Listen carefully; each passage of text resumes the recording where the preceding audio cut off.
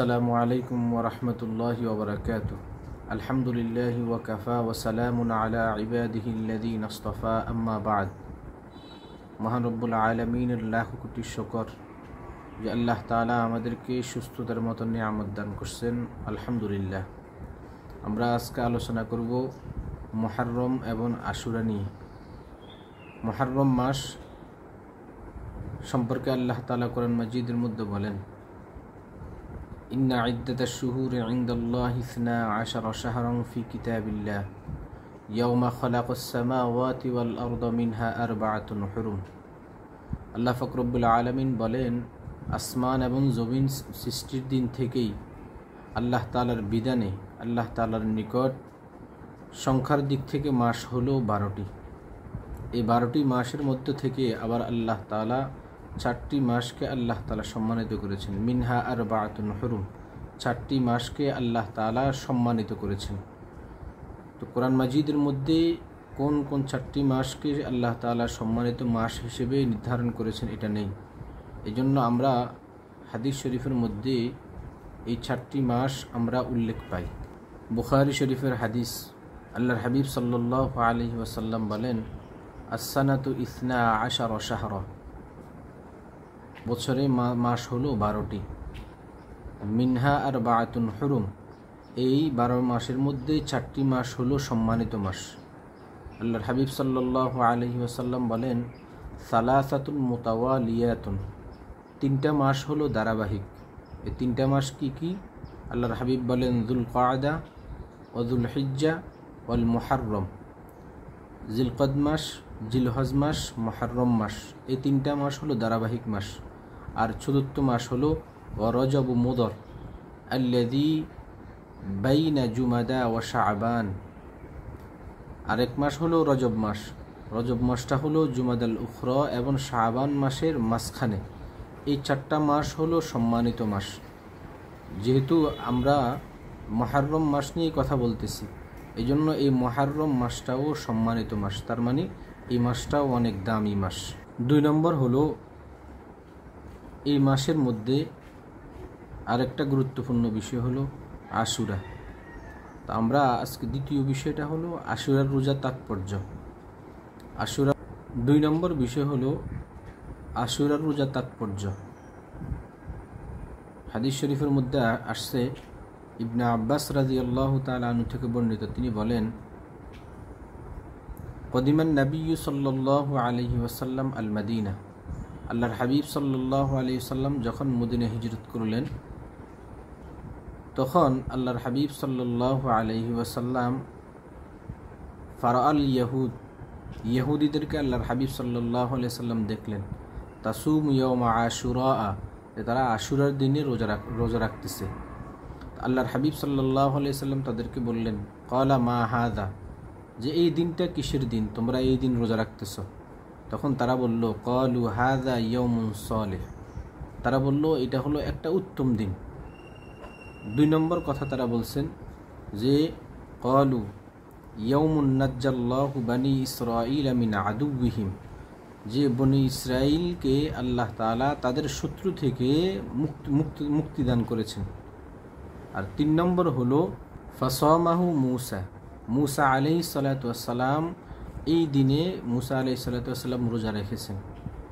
তখন আল্লাহর হাবিব সাল্লাল্লাহু আলাইহি ওয়াসাল্লাম বলেন, ক্বালা আনা আহাক্কু বিমুসা মিনকুম, তোমাদের থেকে তো আমি মুসার ব্যাপারে হকদার বেশি। তখন আল্লাহর হাবিব সাল্লাল্লাহু আলাইহি ওয়াসাল্লাম নিজে রোজা রাখলেন এবং আমাদেরকে, সাহাবায়ে কেরামদেরকে আল্লাহর হাবিব রোজা রাখার জন্য নির্দেশ দিলেন।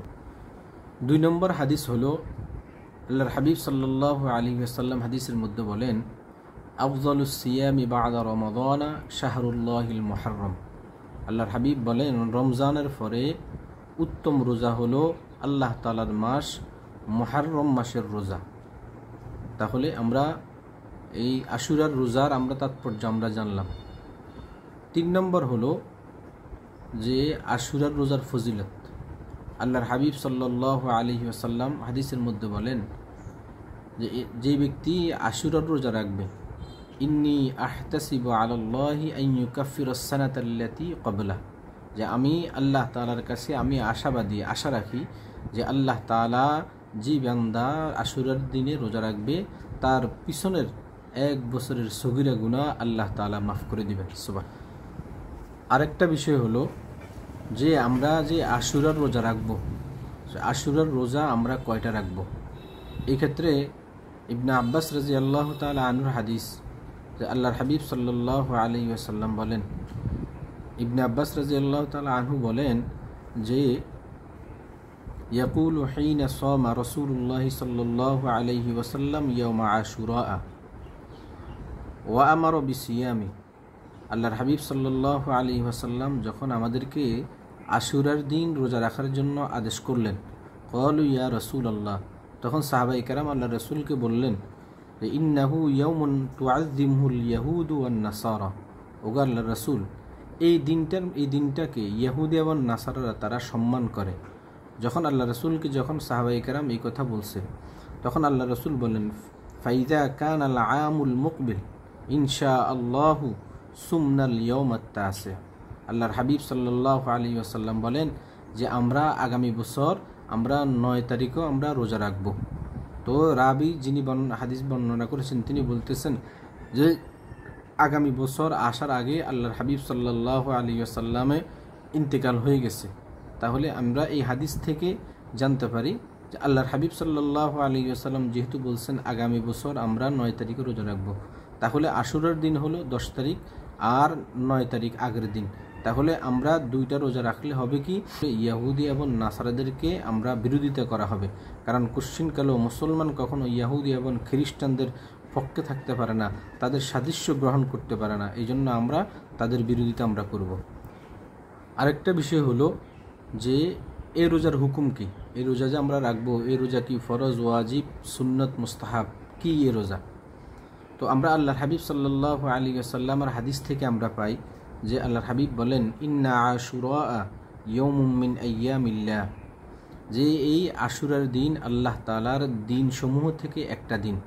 আল্লাহর হাবিব বলেন ফামান শাহ সমা, যে ব্যক্তি চায় সে যেন রোজা রাখে, আর ওয়ামান শাহ তারাকা, আর কেউ যদি চায় সে রোজা রাখবে না সে ছেড়ে দেয়। তার মানে এই রোজাটা আশুরার রোজাটা হলো মুস্তাহাব রোজা। তাহলে কেউ যদি রোজা রাখতে চায় সে রাখতে পারবে, আর কেউ যদি না রাখে সেটাও তার জন্য ইখতিয়ার রয়েছে। এই মাসে আমাদের জন্য করণীয় ক্ষেত্রে আরেকটা বিষয় হলো তওবা ইস্তেগফার করা। যেমন দেখেন হাদিসের মধ্যে আল্লাহর হাবিব সাল্লাল্লাহু আলাইহি ওয়াসাল্লাম বলেন যে এই মাসের মধ্যে এমন একটা দিন আছে যে দিনে আল্লাহ তাআলা পূর্বের আল্লাহ তাআলা একটা গোত্রের তওবা আল্লাহ তাআলা কবুল করেছেন, এবং সামনেও আল্লাহ তাআলা অনেক গোত্রের আল্লাহ তাআলা তওবা কবুল করবেন। তাহলে আমরা যদি এই মাসে যদি তওবা ইস্তেগফার যদি করি, আল্লাহ তাআলার কাছে যদি গুনাহ থেকে ফিরে আসে তওবা যদি করি, তাহলে আল্লাহ তাআলা চাহে তো আমাদের তওবা কবুল করবেন, আমাদের জিন্দেগির গুনাহগুলো আল্লাহ তাআলা মাফ করে দিবেন। এই মাসে আমাদের জন্য করণীয়ের ক্ষেত্রে আরেকটা আমল হতে পারে, সেটা হলো তাহাজ্জুদের আমল। যেমন হাদিসের মধ্যে আল্লাহর হাবিব সাল্লাল্লাহু আলাইহি ওয়াসাল্লাম বলেন আফজালুস সালাতি বা'দাল ফারিদাতি সালাতুল লাইল, যে ফরজ নামাজের পরে উত্তম নামাজ হলো রাতের নামাজ। অর্থাৎ রাতের নামাজ বলতে তাহাজ্জুদের নামাজ। আমরা যদি তাহাজ্জুদের যদি অভ্যস্ত যদি হয়ে যাই এবং তাহাজ্জুদ যদি নামাজ যদি আমরা আদায় করি, তাহলে আল্লাহ তাআলার কাছে তাহাজ্জুদের নামাজের মাধ্যমে আমরা অনেক আমাদের মর্যাদা, আমাদের মাকাম অনেক উপরে আমরা পৌঁছে নিতে পারবো। এই মাসে আমরা আরেকটা আমল করণীয় আমাদের জন্য হতে পারে, সেটা হলো আমরা গুনাহ থেকে বেঁচে থাকার চেষ্টা করা। যে এই মাসে আমরা প্রতিজ্ঞাবদ্ধ হব যে আমরা ইনশাআল্লাহ সামনের দিকে আর গুনাহ করব না। যেমন আল্লাহ তাআলা আয়াতের মধ্যে ইরশাদ করেন ফালা তাযলিমু ফীহিন্না আনফুসাকুম, অতএব তোমরা তোমাদের উপরে এই মাসে তোমাদের উপরে তোমরা কি করিও না, জুলুম করিও না। অর্থাৎ গুনাহ করে তোমরা নিজেদের উপরে তোমরা নিজেরা জুলুম করিও না। এই জন্য আমরা এই মাসেই আমরা প্রতিজ্ঞাবদ্ধ হতে পারি যে আমরা ইনশাআল্লাহ সামনে আমরা আর কখনো গুনাহ করব না।